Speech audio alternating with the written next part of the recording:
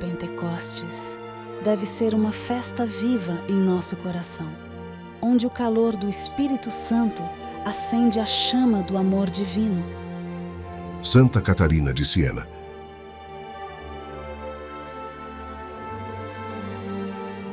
A solenidade de Pentecostes, na qual celebramos a descida do Espírito Santo sobre a Santíssima Virgem Maria e os apóstolos, é uma das festividades mais importantes do calendário litúrgico da Santa Igreja Católica. Este acontecimento conferiu maturidade à Igreja, pois até então ela repousava nas mãos da Santíssima Virgem Maria, como criança. E assim como Maria estivera presente no Calvário, aos pés da cruz, enquanto mãe de nosso Senhor Jesus Cristo, no cenáculo, ela estava como mãe do corpo místico de Cristo, mãe da cabeça no Calvário, mãe do corpo no cenáculo. Ela queria que esta igreja recém-nascida crescesse e se desenvolvesse, a fim de tornar-se apta a exercer sua missão evangelizadora. Naquele dia, Nossa Senhora pôde ver como este amadurecimento se deu num instante, quando se derramou o Espírito Santo em línguas de fogo, primeiro sobre ela e depois dela para todos os apóstolos, discípulos e santas mulheres que ali se encontravam em grande número. A partir daí, a Igreja passou a ter mais efusão de santidade, de dons e de graça, e foi instituída na prática, no que se refere à sua ação externa, potência e expansão. O cenáculo é o começo do assombroso crescimento da Igreja, uma verdadeira explosão evangelizadora. É evidente que, já antes, os apóstolos estavam na graça de Deus, como testemunha o episódio ocorrido no Lava-Pés, durante a Santa Ceia, quando São Pedro manifestou resistência e o Divino Mestre o admoestou. Se eu não os lavar, não terás parte comigo. Exclamou então Simão Pedro. Senhor, não somente os pés, mas também as mãos e a cabeça. Disse-lhe Jesus. Aquele que tomou banho não tem necessidade de lavar-se, está inteiramente puro. Ora, vós estáis puros. Entretanto, a presença divina tem graus. Condição altíssima é o estado de graça, porém é melhor ter o Espírito Santo na alma de uma maneira tão atuante que ela seja acumulada de sabedoria e de discernimento. Tal foi o transbordamento de sobrenatural que se verificou em Pentecostes, como podemos comprovar pela diferença dos apóstolos depois da vinda do Espírito Santo. Eles se tornaram outros. De certo, até a fisionomia se transformou. Começaram a se exprimir numa linguagem mais elevada. Os gestos devem ter mudado. Por quê? Porque algo se havia operado no fundo de suas almas, e uma vez que a alma é a forma do corpo, é indubitável que esta repercussão se tenha feito sentir. Também alcançaram ciência e compreensão, como no passado não possuíam, conforme nosso Senhor lhes anunciara. O Paráclito, o Espírito Santo, que o Pai enviará em meu nome, ensinar-vos-á todas as coisas e vos recordará tudo o que vos tenho dito. Receberam ainda os dons de profecia, de fazer milagres e o das línguas, pelo qual falavam no seu idioma e todos os que os ouviam entendiam no próprio. Vemos ali uma infusão de graças, que deu início a uma nova etapa para a Igreja, pois para os apóstolos e discípulos exercerem a missão de pregar o Evangelho e administrar os sacramentos, de modo que a face da terra fosse penetrada pela Boa Nova, era indispensável serem confirmados na fé e pervadidos por uma plenitude, um ímpeto de amor. Eles foram inflamados, como bem o simbolizam as línguas de fogo. A língua é sinal de comunicação e interlocução, mas neste caso elas eram de fogo porque vinham aquecidas e cheias de luz, isto é, prenunciando que as palavras deles comoveriam. A tal ponto que, ao sair dali, São Pedro fez um eloquente sermão, em virtude do qual 3.000 pessoas se converteram e foram batizadas. Eis uma rápida síntese de tudo quanto o Espírito Santo trouxe à Igreja nascente naquela ocasião insuperável. Contudo, ao celebrar este acontecimento, podemos cair no engano de considerá-lo um episódio longínquo, meramente histórico, sem qualquer relação conosco.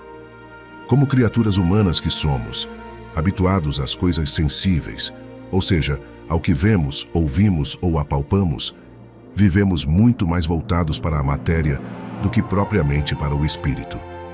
Por isso tendemos a crer apenas naquilo que é concreto, como o apóstolo São Tomé, que ao receber a notícia da ressurreição de Nosso Senhor disse: Se não vir nas suas mãos o sinal dos pregos, e não puser o meu dedo no lugar dos pregos, e não introduzir a minha mão no seu lado, não acreditarei.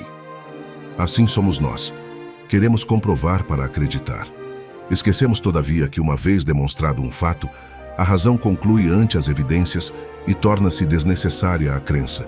Pelo contrário, a fé é justamente uma virtude que nos leva a aceitar aquilo que ultrapassa a nossa constatação, segundo lemos na Escritura. A fé é uma certeza a respeito do que não se vê. Custa-nos neste sentido compenetrarmos-nos de um ponto, que é o da onipotência de Deus, embora sempre proclamemos no início do credo: creio em Deus, Pai Todo-Poderoso. Até os apóstolos se defrontavam com esta dificuldade, como se infere daquela passagem do Evangelho na qual, tendo o moço rico resolvido conservar seus bens e não seguir o mestre, ele disse: É mais fácil passar o camelo pelo fundo de uma agulha do que um rico entrar no reino de Deus. Surpresos, os discípulos perguntaram: Quem então poderá salvar-se? Respondeu Jesus: O que é impossível aos homens é possível a Deus. Devemos, portanto, colocarmos-nos diante desta perspectiva. Deus é todo-poderoso. Ele tirou do nada o universo, uma multidão de criaturas. Ele é o Criador quem a tudo sustenta. Nós mesmos existimos, estamos cheios de vitalidade. E somos capazes de assistir este vídeo, porque Deus mantém a cada um. Com seu poder absoluto, Ele formou um boneco de barro que artista nenhum conseguiria imitar.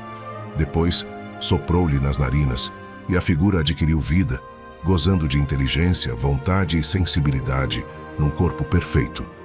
Mais ainda, além de ser dotado de uma alma espiritual, o homem possuía o estado de graça, com todos os dons sobrenaturais acrescidos dos preternaturais, como o dom de integridade, que o impedia de apetecer o mal, a não ser que se rompesse previamente a harmonia resultante da sujeição de sua razão superior a Deus. O dom de imortalidade, mediante o qual não morreria, mas passaria desta vida para a outra, no céu, sem a dolorosa separação da alma e do corpo. O dom de ciência infusa, que na qualidade de rei da criação, lhe conferia o conhecimento de todas as coisas e das razões pelas quais Deus as fez. Estas e muitas outras maravilhas, o primeiro homem as recebeu através de um sopro divino. Por quê? Porque Deus é todo-poderoso. Que relação têm estas reflexões com a solenidade de Pentecostes? A consideração das festas litúrgicas não deve ser focalizada como um mero exercício de memória, de maneira semelhante a alguém que, chegado o aniversário de falecimento de um parente ou amigo, toma uma fotografia deste e relembra quanto ele era bom, mas depois continua seus afazeres sem dar mais importância ao fato. Se é verdade que na liturgia cabe, em parte, também a recordação, no entanto, há uma atualidade mística que se verifica no momento da Santa Missa, trazendo uma participação real, autêntica e direta nas graças distribuídas naquele dia. Hoje, em concreto, a efusão do Espírito Santo, porque nos congrega em torno de Cristo vivo e não constitui apenas uma reminiscência do período em que ele estava na terra. Tal é a doutrina da Igreja, conforme ensina o Papa Pio XI na encíclica Quas Primas. Para instruir o povo nas coisas da fé e atraí-lo por meio delas aos íntimos gozos do Espírito, muito maior eficácia têm as festas anuais dos sagrados mistérios que quaisquer ensinamentos, por autorizados que sejam, do magistério eclesiástico. E o Papa Pio XII, na encíclica Mediator Dei sobre a Sagrada Liturgia, afirma: O ano litúrgico, que a piedade da Igreja alimenta e acompanha, não é uma fria e inerte representação de fatos que pertencem ao passado, ou uma simples e nua evocação da realidade de outros tempos. É, antes, o próprio Cristo, que vive sempre na sua Igreja e que prossegue o caminho de imensa misericórdia por ele iniciado piedosamente nesta vida mortal, quando passou fazendo o bem, com o fim de colocar as almas humanas em contato com os seus mistérios e fazê-las viver por eles. Não nos é dado penetrar integralmente em todo o significado e substância do acontecimento de Pentecostes, visto estar ele cheio de mistério. Na verdade, o que se teria passado com a Santa Igreja Católica se não descesse o Paráclito sobre os apóstolos? Com efeito, muitas vezes julgamos que os santos eram pessoas de vontade extraordinária, graças à qual venceram os obstáculos até conquistarem a coroa da justiça. Ora, nenhum homem, por mais hábil que seja, alcança a perfeição por seu esforço pessoal. Só praticará as virtudes de forma estável se assistido pelo Espírito Santo. É Ele quem santifica a igreja inteira, como se deu naquela manhã, quando o vento invadiu toda a casa onde estavam, e as línguas de fogo pousaram sobre a cabeça dos 12 e de seus companheiros, como narra a primeira leitura desta solenidade. De medrosos que eram, tornaram-se heróis. Nós, católicos, temos o dom incomparável de pertencer ao corpo místico de Cristo e de também recebermos o Espírito Santo pelos sacramentos do batismo e, sobretudo, da crisma, embora não com as espetacularidades ocorridas no cenáculo.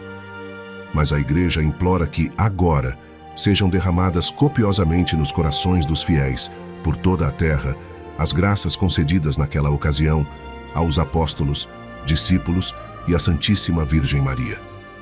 Assim, a comemoração da vinda do Espírito Santo nos oferece a solução para todos os problemas do mundo contemporâneo. Muito a propósito escreve São Luís Maria Grignion de Montfort.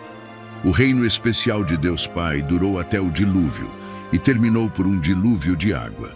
O reino de Jesus Cristo terminou por um dilúvio de sangue, mas vosso reino, Espírito do Pai e do Filho, continua até o presente e será terminado por um dilúvio de fogo, de amor e de justiça. O fogo queima, aquece e ilumina. Tudo pode ser renovado. Nós podemos ser completamente mudados como o foram os discípulos. Então participaremos de forma singular da descida do Espírito Santo sobre a Santíssima Virgem Maria e os apóstolos.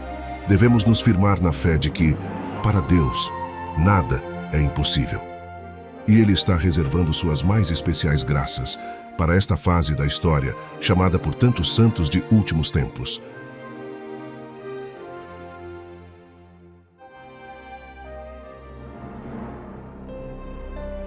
Ó Espírito Santo, que desceste sobre a Santíssima Virgem Maria e os apóstolos no dia de Pentecostes, nós te louvamos e agradecemos pela fundação da nossa Igreja.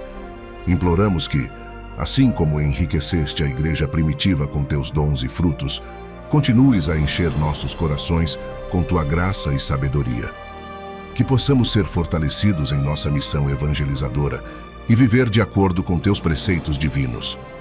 Concede-nos a coragem dos apóstolos para proclamar o Evangelho com ardor e amor, e que possamos ser exemplos vivos de tua santidade no mundo. Por Cristo nosso Senhor. Amém.